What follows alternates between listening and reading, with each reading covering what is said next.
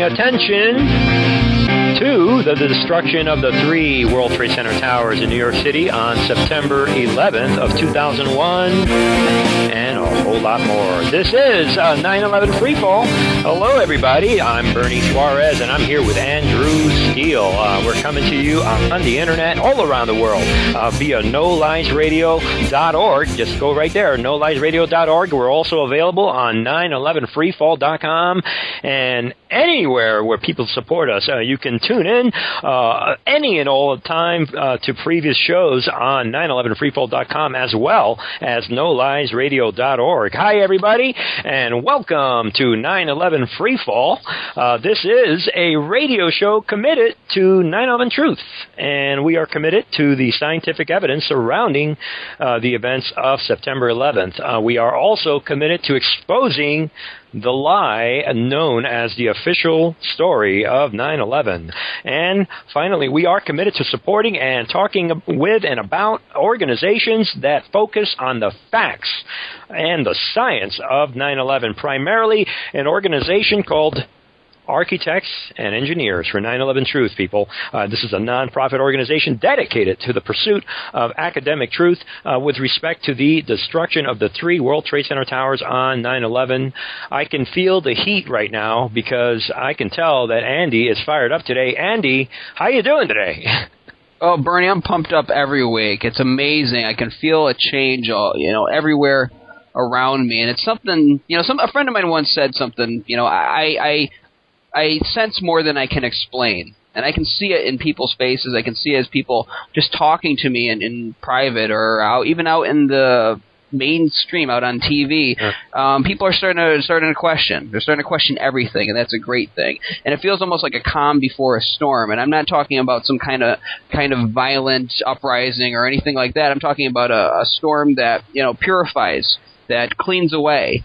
And it's cleaning away the lies, the disinformation, the deceptions that have been plaguing us for all of these last 10 years. And I don't want to hear anybody out in that audience think that they're not making a difference, that every little thing you do doesn't make a difference in the bigger picture. And I just want to share a quick personal story. Yeah, sure. This week we interviewed Rena Patty and Pam Senzi, I would say a month ago, about their journey for truth. Well, I was riding down the road yesterday, and who did I see coming through my hometown but Rena Patty? Look at that. I make it sound like it's a surprise. I knew she was going to be in the area, but she was actually riding through my hometown. We had a great chat, and it's amazing. I met her for the very first time. Great woman, great volunteer out there, and she is making a difference. Just hearing these stories about people she's reaching out to, stopping, having that personal interaction with folks, and telling them about this information.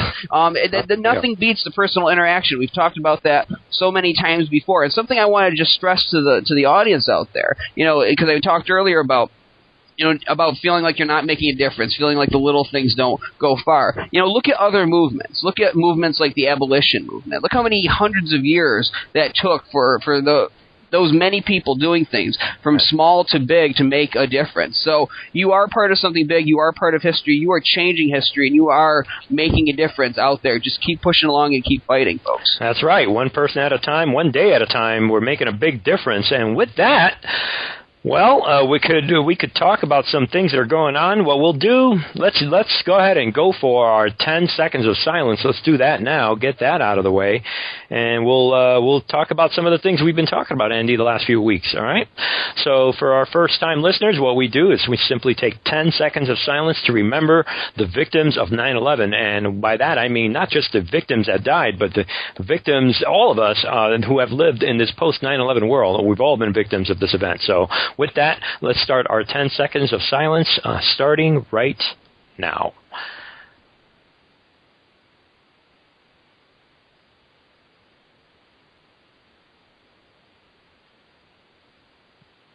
All right, and there you go, people. 10 seconds of silence to remember the victims of 9/11. This is why we do this. It helps us keep focused on why we do what we do. So, all right, Andy, that's a lot of stuff. For our audience, this is 9/11 Freefall. Last week, we spoke about, with just a quick recap, we kind of broke down a little bit about the media, and we emphasized so much on why it is so difficult for the 9/11 truth message to get out there. We are up against a corporate mainstream media machine, and we're not going to get into all of it now, but we did have a nice discussion last week about some of the parts of the media, who it consists of, and how small they are. We talked a little bit about mass mind control, and we talked about Edward Bernays, an individual founding father of public relations, introducing this whole idea of mass media manipulation of the public opinion with regard to anything. In particular, we mentioned World War I. Back then, these guys were doing this way back then in the World War I period, early part of the century. So this has been going on. We gave some examples on how the media is coming around. Different people are speaking up nowadays. With that said, the week before, right, Andy, or maybe 2 weeks ago, we talked about moving forward. Are we reaching a turning point with regard to truth?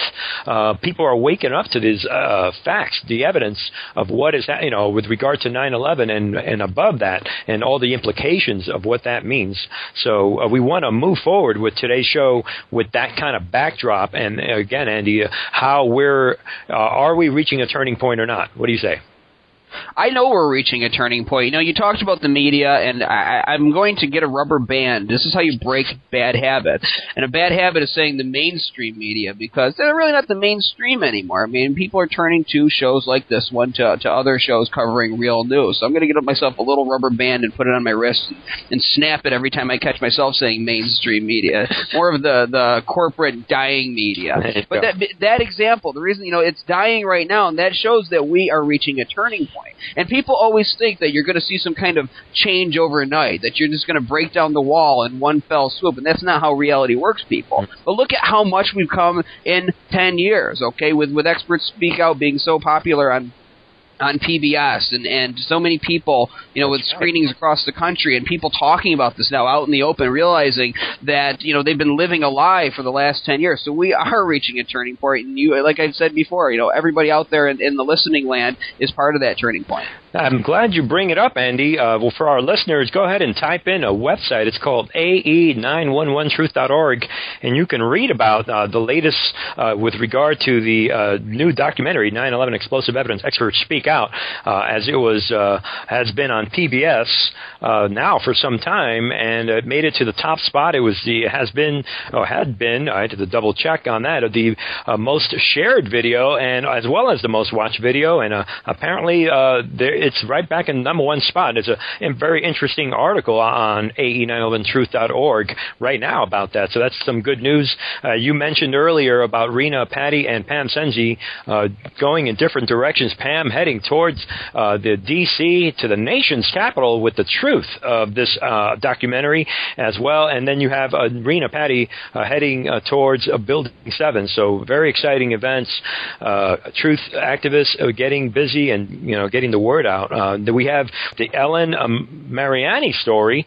For our listeners, we won't get very much into it because we have a very interesting guest today. And but basically, here she is, one of the victims' families, who also appears on the Experts Speak Out documentary. Ellen Mariani, involved in a lawsuit trying to essentially plead her case, crying foul based on the official story, and that case right there is in the Supreme Court level for a hearing.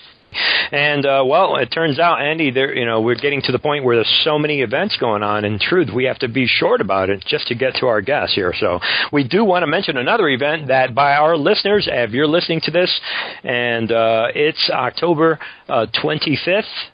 Well, this happened just yesterday, so one day late. But we do have an exciting event with Richard Gage speaking at the Global Social Responsibility Conference at St. Cloud University. So St. Cloud State University. So that's a big event. So, we have a very big guest on the show today. We have Mr. Richard Gage AIA, and it takes me great pleasure to introduce Mr. Gage. Mr. Richard Gage AIA AIA is a San Francisco Bay Area architect and member of the American Institute of Architects.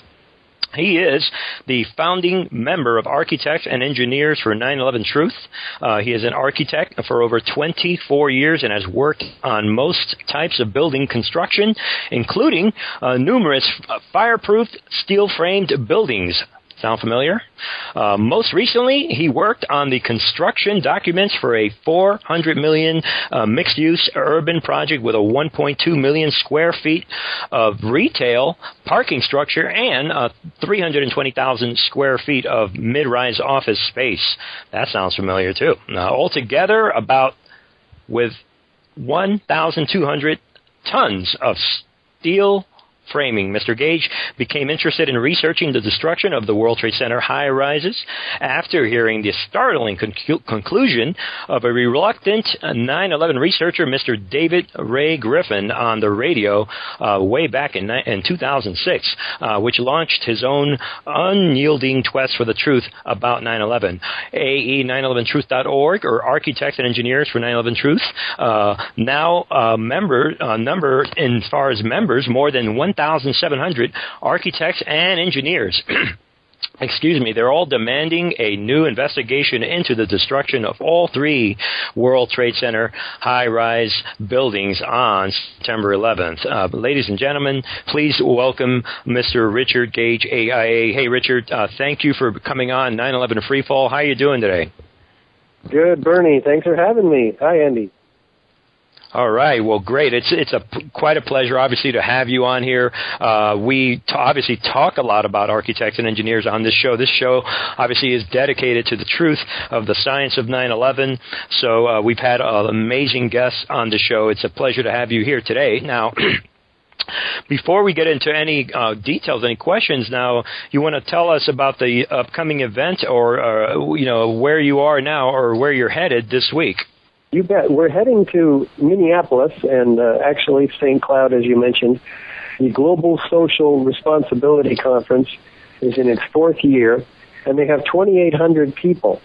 So we were delighted to receive an invitation for a paid speaking event, and that is October 24th, I believe, and it's at 5 p.m. All right, and for our audience, obviously, they will be listening to this one day afterwards. So, but that's good to know that you will be following up with that, and our audience can probably follow up at AE911truth.org and read up on what happened on this conference. And so, absolutely, good luck with that. So, all right, well, I just wanted to throw that out there because we were just talking about different events that are going on here in this early introduction period.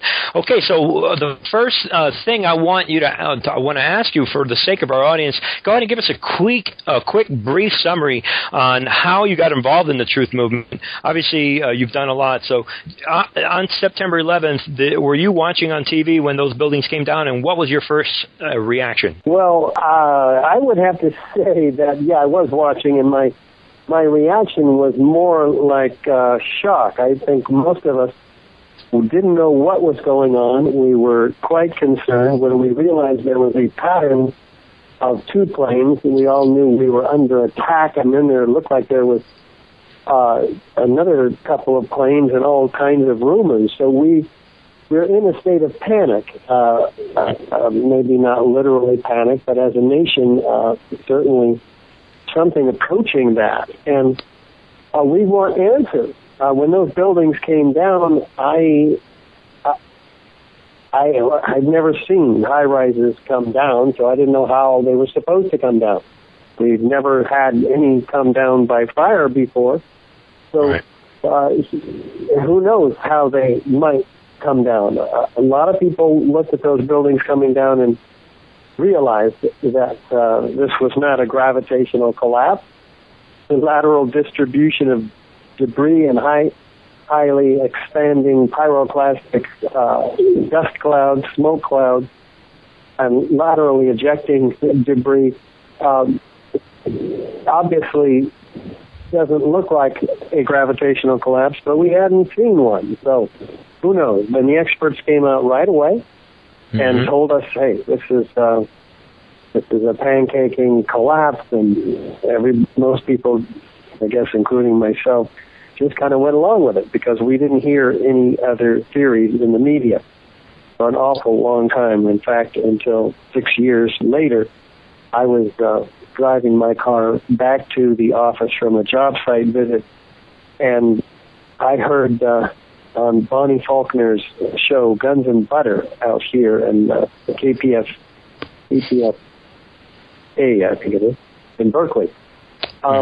So David Ray Griffin is telling us about the testimony of 120 first responders that had just come out in August of 2005.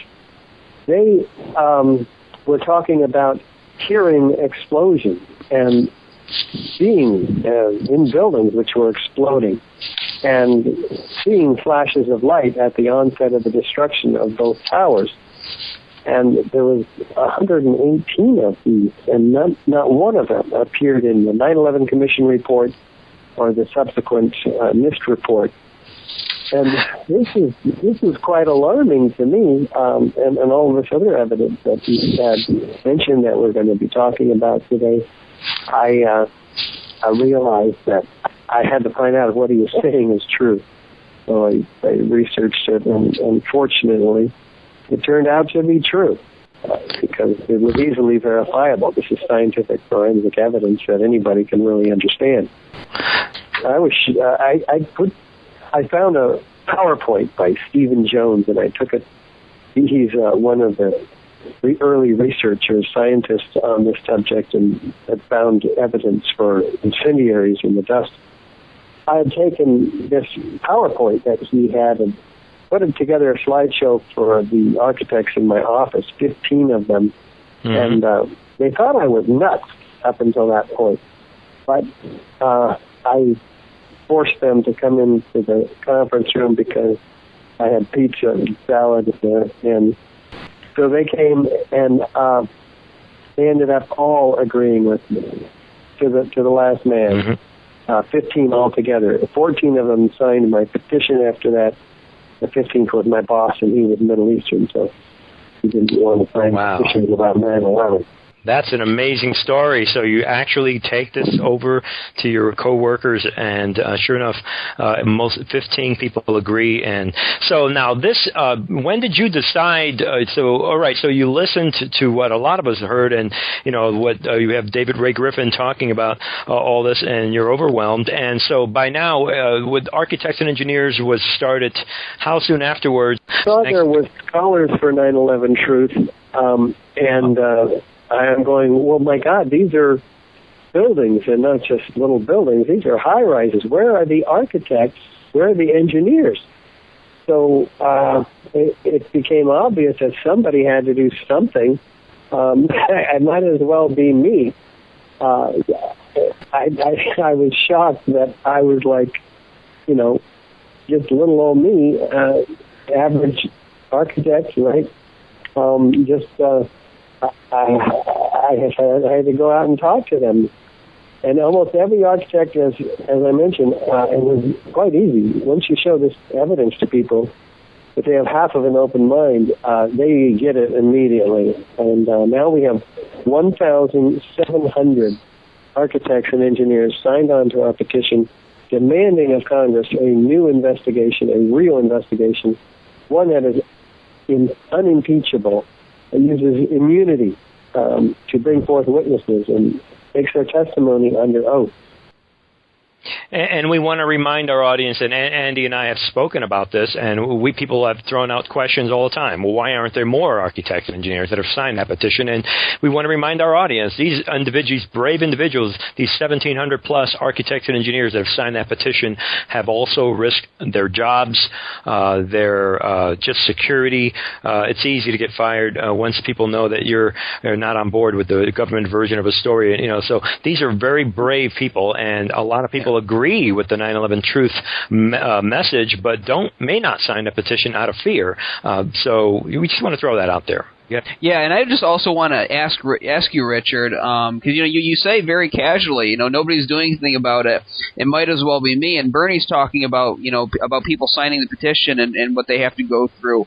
mentally to do that. You actually founded the organization and took that first step out into this big abyss. Was it an easy decision for you, or was it something that you had to kind of think about? Is this something I really want to speak out about? Well, it's like this. You're standing in line, and your superior officer says, "I need some volunteers," and everybody else steps back, and there you are. So it wasn't like it was a difficult decision. It had to be done. It was kind of exciting, I would have to say. I certainly felt humbled, inadequate for the task. I'd never spoken in public. I'd never led an organization. Didn't know anything about nonprofits. Never been an activist. So I didn't really know what to do. It was just one foot in front of the other, and ultimately, I got a lot of help. People came out of the woodwork and said, "Oh, architects and engineers, we've been waiting for you guys for 5 years."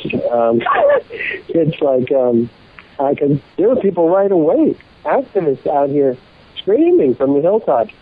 This is foul, fraudulent reports, controlled demolition, bombs in the buildings, and nobody would listen to them because they didn't have any backup or enough from the architects and engineers.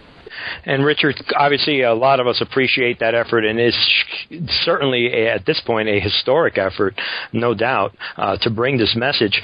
For the sake of our audience, will you please explain to the audience why Architects and Engineers only focuses on the World Trade Center collapse, the actual building destruction, as opposed to the entire story? And for the sake of our audience, we'll go into that in a little bit.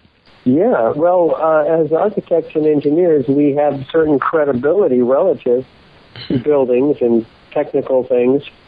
So I've found that as soon as I open my mouth and step foot outside of that area, people who are skeptical of our position all of a sudden don't pay as much attention. They think we have an agenda. They think we're out to. We don't point fingers at people. Don't speculate about who might have done this. We stay in the realm of our credibility. Right. There are others who have researched the Pentagon and Shanksville, and put options and hijacking and NORAD drill. Passports. That's all very important. Passports. Very important parts of the official, of the story where the official story falls completely on its face as soon as it's examined in even the lightest measure, which the mainstream media obviously did not do and will not do. They won't even give any airtime to the 1,700 architects and engineers. It would be very easy for them to blow the whistle and break the story, the story of the century, really, this is. Sure is.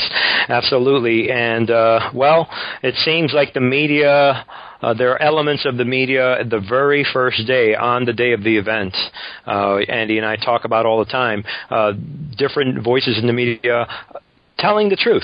Dan Rather, Peter Jennings, and others describing what they see. It looks like a building in controlled demolition. How right they were. And it seems like at some point after 9/11, the media did an about-face and won't even talk about the evidence. Amazing.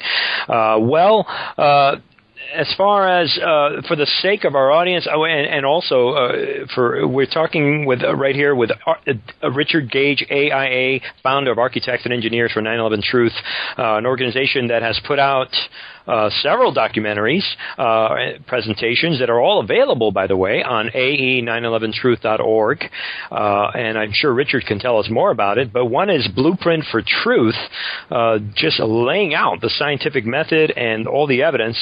There's a short documentary called the Solving the Mystery of World Trade Center 7, and certainly there's the new documentary this year, 9/11 Explosive Evidence, Experts Speak Out.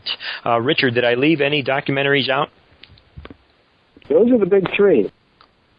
Okay, those are the big three. And there you go, people. Those are the big three. Those documentaries are available on Architects and Engineers for 9/11 Truth. Okay, Richard, well, walk us through at your pace, and you can choose which elements of the evidence you want to talk about.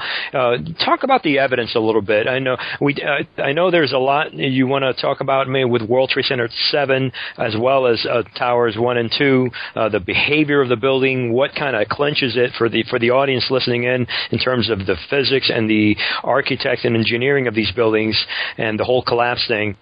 Indeed, we always present the mysterious destruction of Building 7 to people first, because they have a preconception about how the towers came down or how they think they came down, and a lot of baggage, emotional baggage as well as mental baggage about that.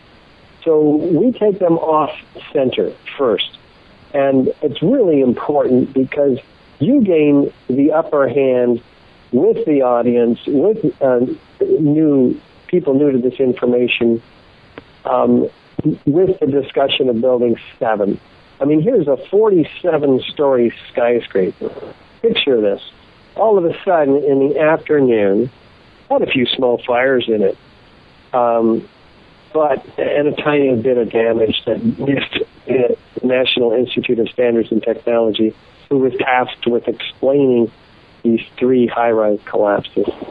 They say the damage was inconsequential, but they build up these fires into something like hell. But the photographs are very clear. They only show a few fairly small scattered fires. So here's a building that at 5:20 in the afternoon drops like a rock, almost straight down into its footprint, and as fast as a bowling ball falling off the side of it, which is called freefall, thus the name of your radio show, 9/11 Freefall, because it is just so amazing.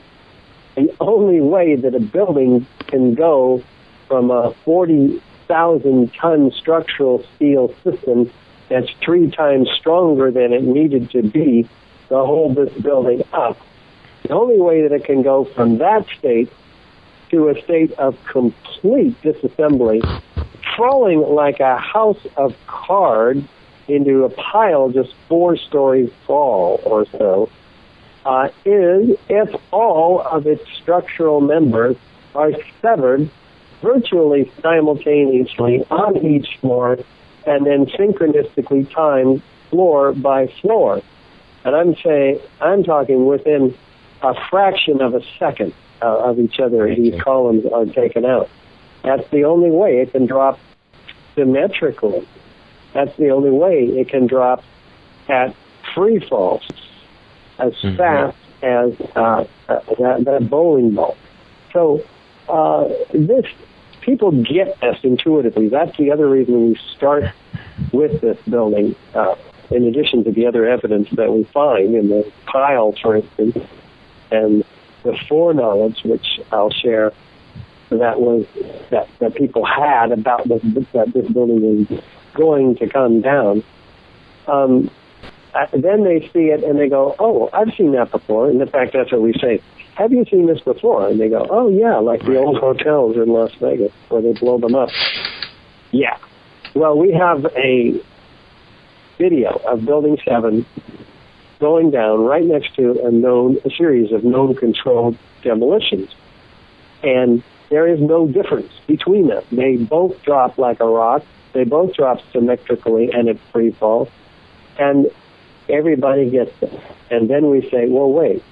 This happened on 9/11, which is the beauty of this 15-minute documentary that you mentioned called Solving the Mystery of World Trade Center 7. Ed Asner, the famed actor and SAG, Screen Actors Guild former president, he narrates this short documentary, and he does an extraordinary job. He takes people through the disbelief. Well, wait, this came down in 9/11. Well, what does that mean? Well, that means they lied to us. They told us this building came down by fires. And they really do tell us that. I mean, I'm not kidding. People don't get this. They say, no, they wouldn't have lied about something like that. Well, they must have shut those explosives in there, like, right away, without any, because they didn't want it to fall over because there was structural damage. Well, that's what they had told people, that there was structural damage, but they said it's going to come down.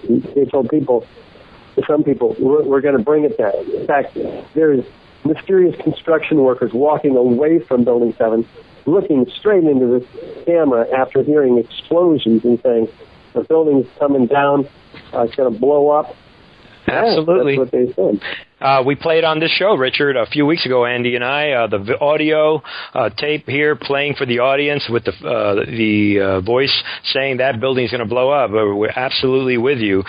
For the sake of our audience, we're speaking with Richard Gage AIA, the founder of Architects and Engineers for 9/11 Truth, an organization absolutely dedicated to the scientific evidence surrounding the destruction of the 3 World Trade Center towers in New York City on September 11th. So, okay, well, we were continuing.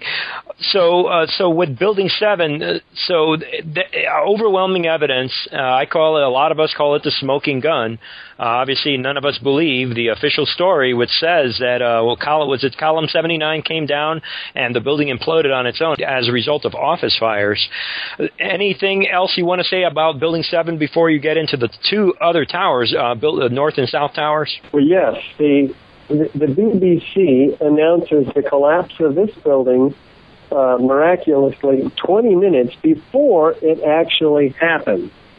And I'm not kidding about that either. They apologize for this error, citing the confusing events of the day.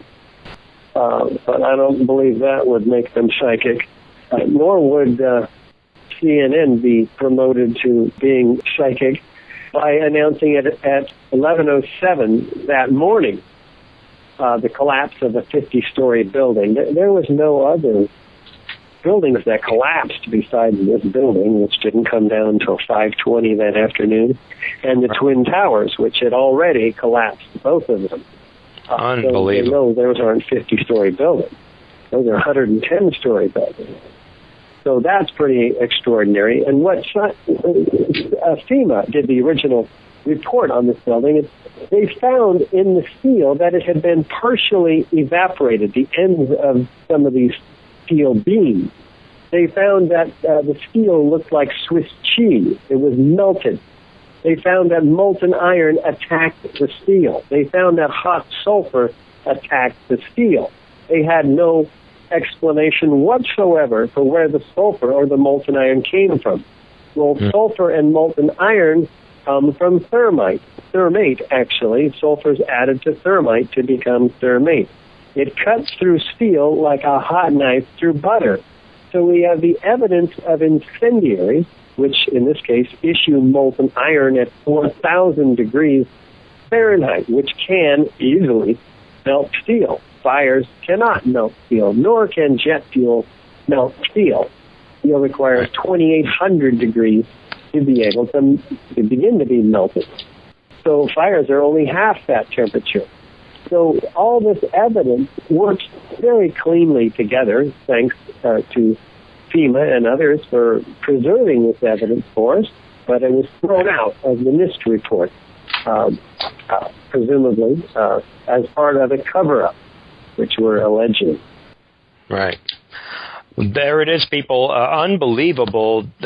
From every item that you list is just overwhelming. And even from our own government, FEMA, admitting the melting steel and the temperatures that are so consistent with what has been discovered. I don't know if you care to talk about that. In the debris of the World Trade Center dust, the nanothermite evidence. Yeah, this is extraordinary because at this point in our presentation to people, they really get that something is wrong here with Building 7. They've had the rug pulled out from under them a little bit, and they're listening.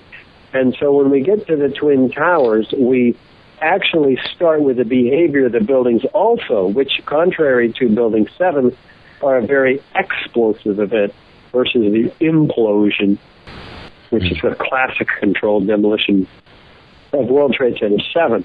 In the towers, we're told that the upper stories, 12 stories in the case of the North Tower, drove the rest of the building down to the ground due to its massive weight.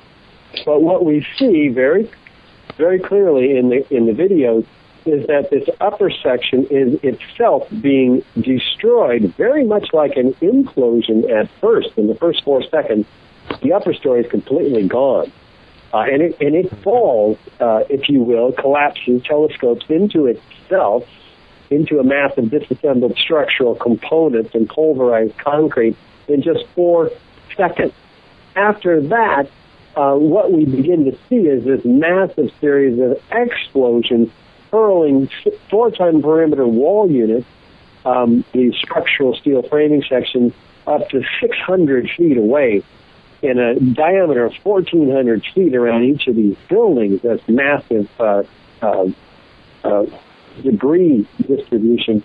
And then you have these trailing pyroclastic smoke clouds behind them as if they're on fire or something. And then we have these explosions going up 20, 40, 60 stories down below this zone of destruction that are obviously the patterned ejections, which can only be explosions hurling pulverized building materials at 160 to 200 feet per second, which are propelled by explosive at these speeds.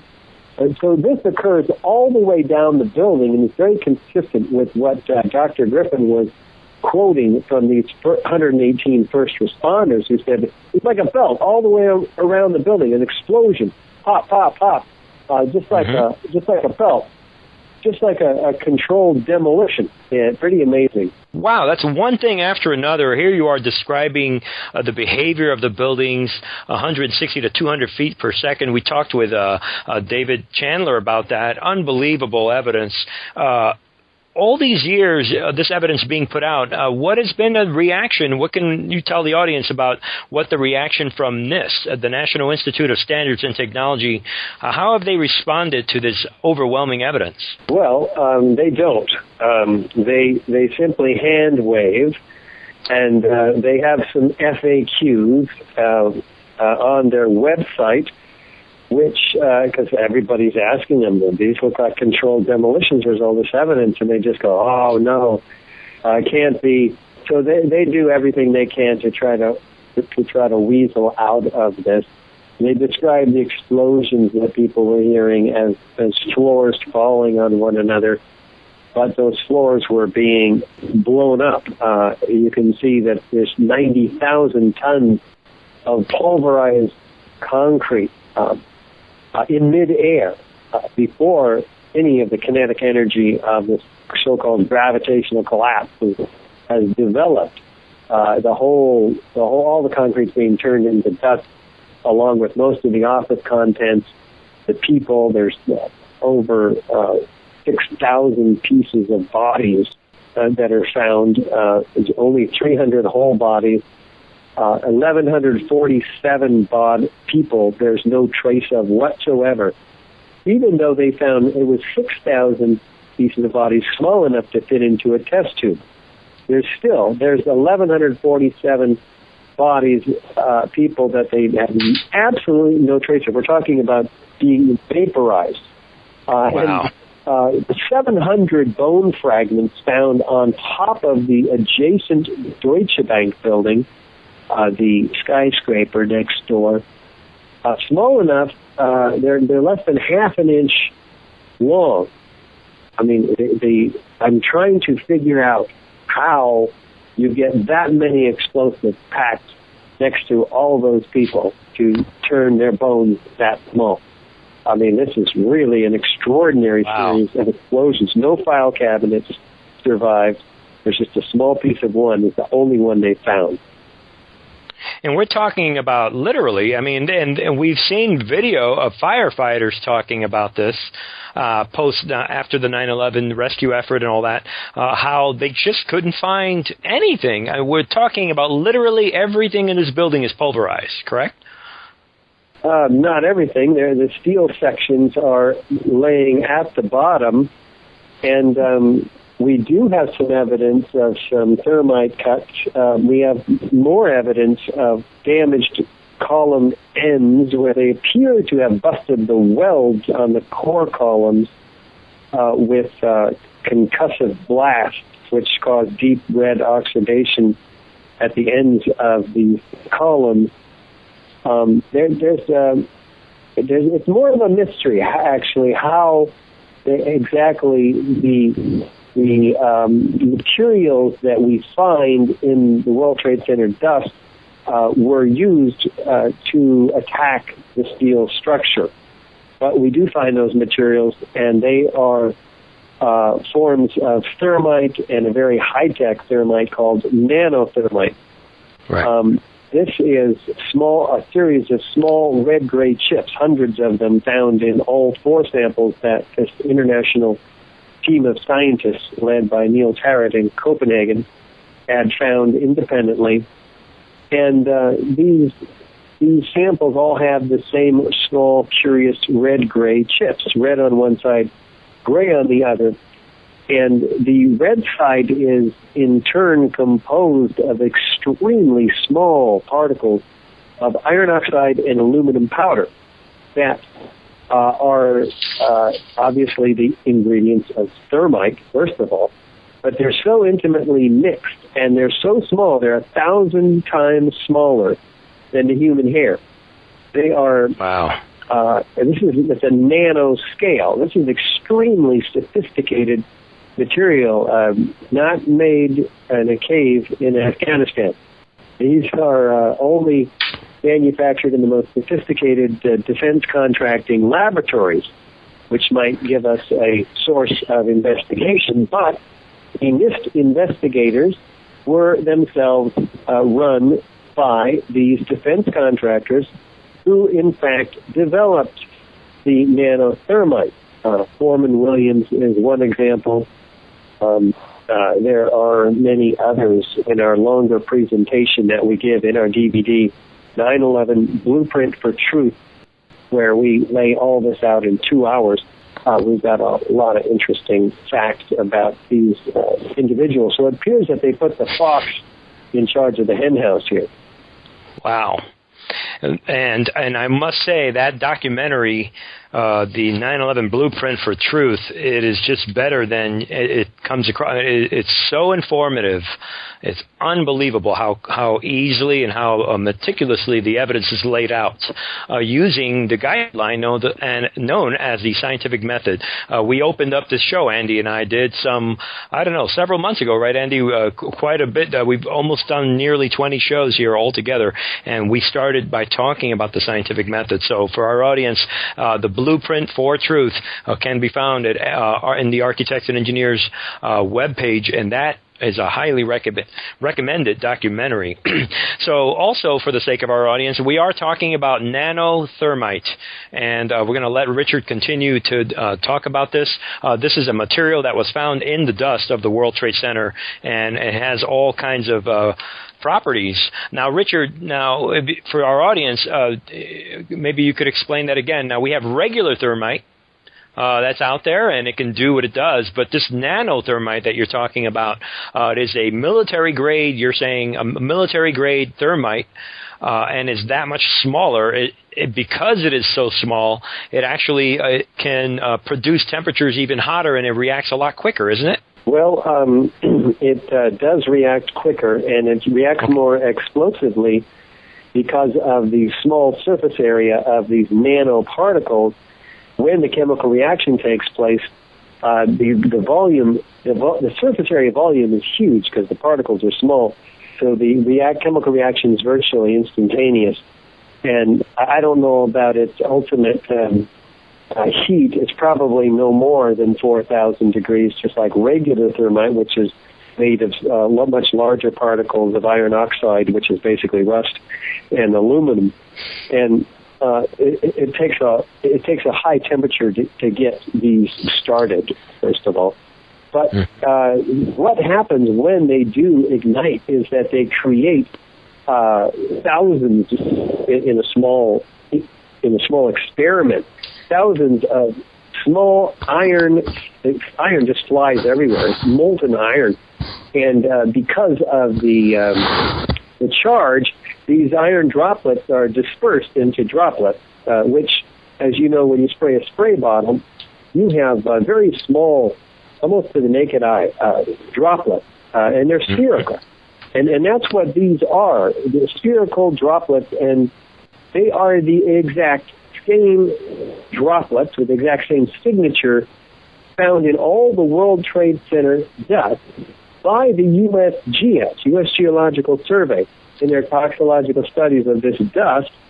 And they and also R.J. Lee, an independent environmental consulting firm, find ubiquitous amounts of small iron droplets for which they have no explanation whatsoever. And yet, they are the exact same droplets that occur when these small red-gray chips are placed in a heater and heated up to 430 degrees centigrade. It's called a differential scanning calorimeter. And they ultimately ignite the chip, and these temperatures of in excess of the melting point of iron are achieved, and all this molten iron happens. So we know those aren't paint that is being ignited there. It's energetic material is what they call it. So this is also consistent with the several tons of molten metal that was cooled after months. They would be pulling up these, what they call meteorites, from these debris piles. They had no idea where all this molten steel is what they called it. In fact, Leslie Robertson, the World Trade Center structural engineer himself, says he saw a river of steel. And firefighters said molten steel, like lava flowing in a volcano. They're just shocked about how intense this was. Firefighters don't see this kind of stuff. This is not part of any kind of normal office fire, and jet fuel can't create any of this. It's just a hydrocarbon like desks or chairs. It only burns maximum, according to the manufacturer, burns at 600 degrees Fahrenheit maximum in open air. Unbelievable. Jet fuel burning at only 600 degrees.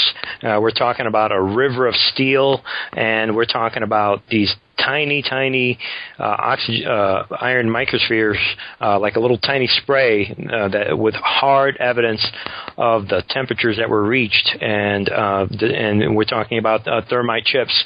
I'm just blown away listening to this overwhelming evidence. And for the sake of our audience, also, you mentioned that the chips were actually tested through the calorimeter to kind of, I guess, to reproduce the energy, right? To measure the energy coming from these chips, just to make sure that this is what we're saying it is, and that the nanothermite, correct? Yeah, that's what happens. They actually heat it up, and then they measure what happens if there's any increase in temperature, and there's a huge increase in temperature by the material itself when it ignites, achieving temperatures, I don't know what they actually measured, but molten iron is achieved at over 2,800 degrees Fahrenheit. Right, and that's why we talk about reproducible evidence. And for the sake of our audience, this message, what we're talking about the hard evidence that was found in the debris of the World Trade Center, all three towers. Earlier, we were talking about the behavior of the building, and we've talked all the time. We all regularly talk on the show about not all this evidence, but also eyewitnesses, testimonies from firefighters, experts. We just heard of Leslie Robertson, Robertson, who was there describing a river of steel. So this evidence is everywhere. It is just mind-blowing that the establishment has done such a great job of censoring this evidence. I'm just blown away by this. We appreciate you going over all that evidence, Richard. Now, I have to wonder as you're talking, what about NIST? Do you want to? Where do you think we're going with? I mean, the evidence is overwhelming. We've had various organizations that have confirmed the nanothermite evidence, many experts such as yourself and others, and we're going to be talking hopefully before we close the show today about some events that are going on worldwide in terms of moving forward with an investigation. Where do we see this whole thing going? We talk about NIST all the time. Is there even a possibility? Is there any thoughts, or is there any action, or any talk about investigating National Institute of Standards and Technology, or NIST? Well, this is an uphill battle, and yes, we've been at it for 11 years, and so some people are discouraged. There is a lot of reason to be encouraged, though. We have success in the media. We don't have success in governmental circuits. We don't have success in NIST being willing to acknowledge their cover-up. We have success in educating the American people as a grassroots movement. That's where the real effort is going to come from, and people talking to each other. And that resulted in people in Denver, Colorado, talking to their PBS station and encouraging a development director there by the name of Sherry Burnson to air Blueprint for Truth as a pledge premium. And they made a lot of money doing that. And that was 3 years ago. And now, 3 years later, we have just succeeded in having them air the new documentary, 9/11 Explosive Evidence Experts Speak Out, where 43 technical and building experts, including high-rise architects, structural engineers, metallurgists, chemists, physicists, fire protection engineers, and explosives experts, came on and we interviewed them, and they're all laying out the evidence in section by section, in addition to 4 of the family members that are calling for a new investigation, and 8 psychologists who talk about how difficult this is for people to get, and why it's like pulling the rug out from under people's worldview. It's just not an easy thing, because the 9/11 involved some sort of an inside operation. I mean, we're not talking about Al Qaeda having access to 3 of the most highly secure buildings here.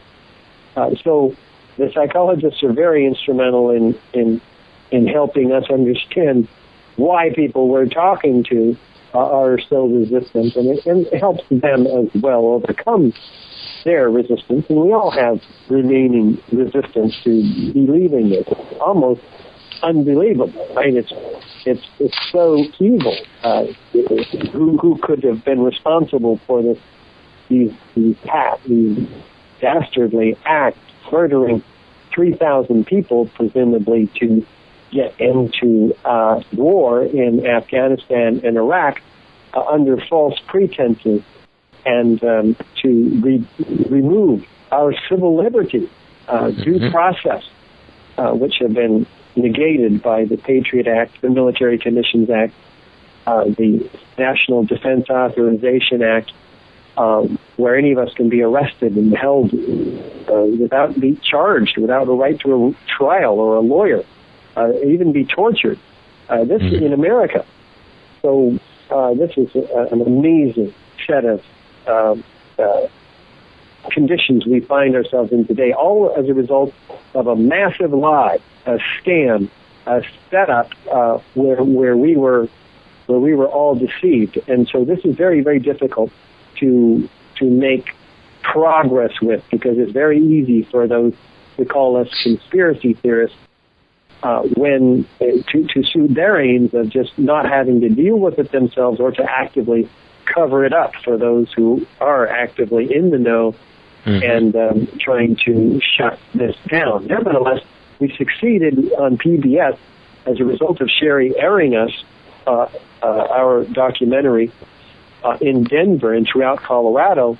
It has now become, the week of 9/11 anyway, the most watched video, and it's still among the most shared videos on the PBS.org website. So that's very, very exciting and indicates a great breakthrough for us.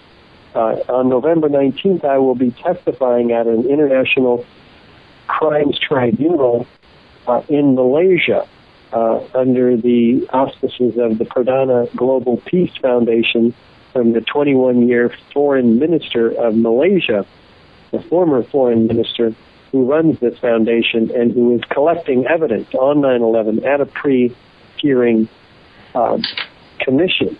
So this is very exciting. David Ray Griffin will be there. Cynthia McKinney will be there. Others are flying there as well to testify in different aspects of 9/11. So the things like the hearings, like the Toronto hearings that occurred last year, are being successful in breaking through to the American consciousness and the media, those who are open or willing to air this stuff.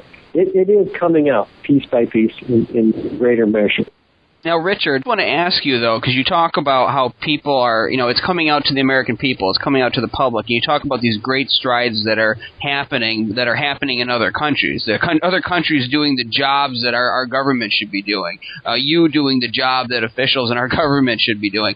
If you could talk to government officials, to those within our own government, those who may even know this information but are choosing to look away from it for whatever reason, people that with their authority, with their power, could take this over and do the right thing and have a proper investigation. What would you say to them if you could speak to them directly right now? I would say that you have a conscience, and that conscience will judge you. History will judge you, and the American people will judge you. So step onto the right side of history, stand up, have the courage and the testicular fortitude to rise up and challenge what is wrong, what is really evil, and become a patriot. It's not too late to talk, to tell what you know, and to encourage others to tell what they know. It's coming down all around you. People will not be shut up. They are not. I want to throw out a quote that David Ray Griffin, you mentioned David Ray Griffin earlier, Richard, and he said one time, there are several ways to challenge a theory. You can cast doubt on it by showing that its alleged evidence does not stand up to the scrutiny. You can show that a theory is probably false by pointing to evidence that apparently contradicts it. And you can possibly disprove a theory by providing evidence showing that it cannot possibly be true. The 9/11 Truth Movement has done all three with regard to the official account, end quote. That is really the bottom line. The case has been made. I believe, and we all believe, that this stuff is not debatable any longer. The evidence speaks for itself. If one day, Richard, you unfortunately went away, or if I went away, or Andy went away, the evidence still stands on its own. That's what Architects and Engineers for 9/11 Truth is, and that truth is carried by every single person. You, if you're listening to the show, you are the truth. You carry this truth with your heart and in your soul, and you get it out there to as many people, because the truth stands on its own. So I just wanted to throw that out there. Well, Richard, thank you so much for coming on the show. We've covered a lot. Then that will wrap it up for today. So until then, this is Bernie Suarez, and I am here with Andrew Steele, and this is 9/11 Freefall. Goodbye, everybody. Take care.